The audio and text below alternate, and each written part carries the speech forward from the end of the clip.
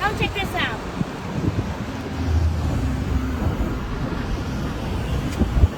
It's so big it has its own fuel canister, and it's been done by Downton Arts Customs. We have the Rolls-Royce logo in the back. It's been cut and elongated by using BMW 7 Series 2005 model, and it's now 6x6 drive.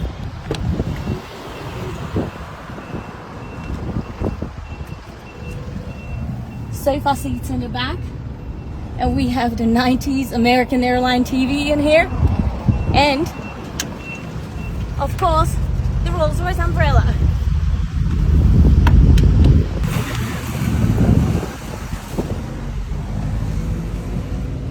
This is a real crocodile leather on the steering wheel.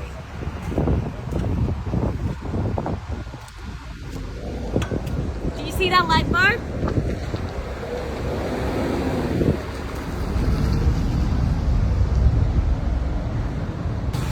This is the 2005 Rolls-Royce Phantom. Let's take it for a ride.